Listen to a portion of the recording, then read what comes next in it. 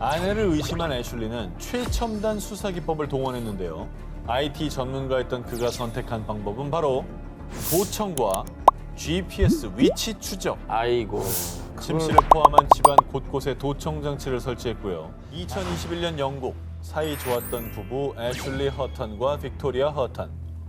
그런데 출장을 갔다가 돌아온 아내 빅토리아의 가방에서 평소 입던 것과 다른 속옷을 보고 외도를 의심하게 된 남편 애슐리. 아하. 그는 약 8년 동안 함께 살아온 아내에게 큰 배신감을 느꼈는데요. 근데 속옷이 평소와 다르다고 외도를 의심한다는 건 좀 그런데요. 직접 준 건 아니에요. 네. 네. 뭐 남자 속옷이 있으면 몰라도. 아니 그 여행 갔을 때 뭐 피치 못할 사정으로 현지에서 구입할 수도 있거든요. 그런. 네. 남편 애슐리의 불안함이 커져가던 그때 나한테 사기를 쳐?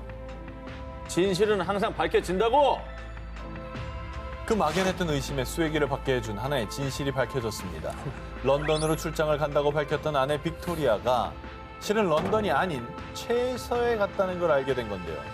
그는 아내를 추궁했고 결국 재판까지 가게 됐습니다. 아이고. 이게 부부간의 이게 믿음이라는 게 조그마한 균열이 생기면 이게 와르르 무너지는 그럼, 것 같아요. 그런데 정작 기소된 것은 외도를 의심받았던 아내 빅토리아가 아닌 남편 애슐리였습니다. 아내를 의심한 애슐리는 최첨단 수사 기법을 동원했는데요. IT 전문가였던 그가 선택한 방법은 바로 도청과 GPS 위치 추적. 아이고. 침실을 포함한 집안 곳곳에 도청 장치를 설치했고요. 아내가 타고 다니는 자동차에도 도청 장치와 함께 GPS 위치 추적 장치까지 몰래 설치했습니다. 그렇게 한 달 이상 아내의 사생활을 은밀하게 뒷조사한 결과 아내의 거짓말을 밝혀냈던 건데요. 이에 아내 빅토리아는요. 나 몰래 내 사생활을 도청해? 소름 돋아. 남편 애슐리가 자신의 동의 없이 도청, 위치 추적을 했다며 남편을 경찰에 신고. 그렇게 남편 애슐리가 스토킹 혐의로 기소됐던 겁니다. 불법적으로 이게 녹취나 위치 추적 사생활 침해는 이거는 어떤 걸로도 정당화될 수가 없어요. 그러니까 결국에는 자기는 피해자였지만 이 방법을 통해서 자기가 가해자가 돼버린 거예요. 평소에는 다정하지만 뒤돌아서면 아내의 일거수일투족을 감시했던 두 얼굴의 남편. 그는 결국 집행유예를 선고받은 뒤 아내에게 연락하거나 접근하지 않겠다는 조건으로 보석금을 내고 석방됐습니다. 2016년 영국 레스터에서 동거 중이던 연인 다니엘 로타리오와 케이티 렁. 그런데 둘의 관계는 그리 순탄치 못했습니다. 평소 질투, 집착이 심했던 케이티. 다니엘이 이성과 간단한 안부 인사만 주고받아도 예민했고요. 심지어 SNS 당장 지워. 나 말고 딴 여자랑 연락하지 말라고 했잖아. 날 사랑한다면 내 이름을 문신으로 새겨. 사사건건 간섭하는 건 물론 무리한 요구까지. 이를 도무지 받아들일 수 없던 다니엘은 화를 냈고 결국 두 사람은 하루가 멀다 하고 말다툼을 했습니다. 뭐 질투야 사람의 본능적인 어떤 감성이긴 하지만 저건 선을 넘네요. 이름을 문신으로 새기라고 강요를 합니까? 집착이고 소유욕이지 저건. 문제의 그날도 마찬가지였습니다. 평소처럼 케이티와 말다툼을 하고 잠자리에 든 다니엘. 그런데 시큼한 맛을 느낌과 동시에 두 눈이 흐릿해졌고요. 다니엘은 온몸이 불에 타는 듯한 고통으로 몸부림쳤는데요. 알고 보니 연인 케이티가 다니엘에게 앙심을 품고 곤히 자고 있던 그에게 황산을 뿌렸던 겁니다. 저거 다 녹아서 불탄 거 봐. 이 사건으로 6주간 혼수 상태에 빠졌던 다니엘은 가까스로 목숨을 건졌지만 이미 시력을 잃고 신체의 3분의 1이 녹아내릴 정도로 심각한 화상을 입은 뒤였습니다.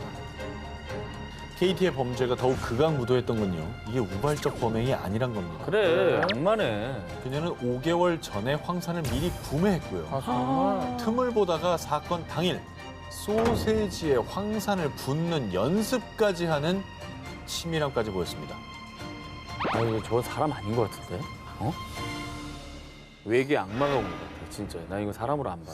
이게 이런 뭐야? 것만 보고 있으면 어떻게 사람을 만나고 사랑하고 마음을 주고 믿고 신뢰하고 그러니까 하겠어요. 저런 여자인지 모르고 만났을 거 아니야. 결국 케이티는 살인 미수 혐의로 최소 17년의 징역형을 선고받았는데요.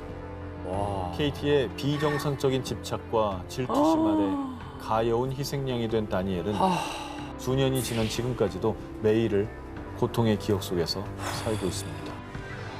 2007년 3월 홍콩 60대 남성 양친지는 한 남성을 향해 더 이상은 못 참아. 우리 딸 양리주안이 이렇게 고통스러워하는 건 다 당신 때문이야. 경고의 메시지를 남겼습니다. 뭔 얘기죠? 그러니까 누가 딸을 스토킹을 하고 있는 건가요? 리암 그래서- 니슨입니까? 그런 모드입니까? 그래서 스토킹 딸을 구하려는 아빠의 마음. 딸 가진 아빠로서는 저 마음은 100% 이해합니다. 스토커와 달라붙으면 아빠는 화가 나거든요. 당연하죠. 아니, 당연하죠. 예. 그런데 말입니다. 여러분의 예상과는 아예 다릅니다. 예? 이번 사연의 스토커는 다름 아닌 그의 딸 양리주안이었습니다. 뭐? 자, 그러니까 양친지의 딸은 스토킹의 피해자가 아니라 가해자였던 것이죠.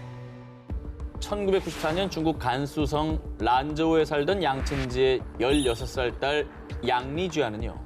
영화배우 유덕화에게 흠뻑 빠져서 학교도 그만두고 덕질에 몰두 20살이 된 이후에는 유덕화를 보기 위해 그의 스케줄을 따라 베이징에 6번, 홍콩만 3번을 방문.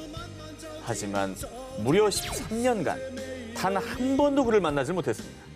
아니 만나지 못할 수 있죠. 아니 근데 사실은 맹목적으로 저렇게 연예인 따라다니고 그렇게 긴 시간 했으면 그 정도면 됐다. 그럼 이렇게 할 것 같은데. 아니 따라다니는 거는 뭐 연예인들 그 저기 좋아하시는 분들은 많으니까 그건 얼마든지 그럴 수 있는데 근데 아까 우리가 들은 아빠의 반응은 지금 우리가 아는 거하고 다르잖아요. 그렇죠. 너무 다른데? 네. 유덕화와 결혼하겠다며 그를 찾아 헤매는 딸을 지켜보던 아버지는요. 늦둥이 딸을 전폭적으로 지원. 넉넉지 않은 형편에도 적금을 깨는가 하면 심지어 집을 팔고 급기야 신장 매매까지 시도. 딸을 뒷바라지했습니다. 그러다 2007년 드디어 꿈에 그리고 그리던 유덕화 실물 영접에 성공한 양리주안. 홍콩에서 열린 팬미팅에서 무려 13년을 찾아 헤맨 그와 드디어 대면하게 된 겁니다. 자, 하지만 그녀가 유덕화를 1대1로 대면할 수 있었던 시간은 단 10초. 아니 뭐 팬미팅이란 게 다 그렇잖아요. 좀 오래 본 거예요. 그래. 그토록 꿈꾸던 순간이었지만 오히려 짧은 만남에 허무했던 양리주안은 더 큰 고통에 시달리고 맙니다. 아니 그러면 앞에 아버지가 경고의 메시지를 보냈다고 했잖아요. 네. 딸이 너무 그렇게 고통스럽고 힘들어서 유덕화 씨에 대해서 그렇게 얘기를 한 겁니까? 자, 그런데 말입니다. 정말 놀라운 사실은 그 메시지가 아버지 양친지의 유서였다는 것입니다. 그는 유덕화를 원망하는 데 그치지 않았고요. 스스로 목숨까지 끊는 것입니다. 하지만 그녀는 아버지의 죽음에도 유덕화에 대한 집착을 버리지 못했습니다. 이미 정상이 아닌 겁니다, 지금. 자, 하지만 유덕화가 자신을 만나주지 않자 급기야 아버지의 죽음이 그의 탓이라고 소송을 제기합니다. 자, 하지만 결국 패소했고요. 이 사건 이후로 유덕화는 충격에 정신과 치료까지 받아야 했습니다. 내가 열심히 연예인 활동을 한 결과로 누군가가 죽었다, 자살했다. 그럼 다행히 7년이 지난 2014년 양리주안은 부친의 자살과 유덕화는 무관하다며 사과했고요. 현재는 과거 자신의 행동과 아버지의 죽음에 큰 죄책감을 느끼고 반성하며 살고 있다고 합니다.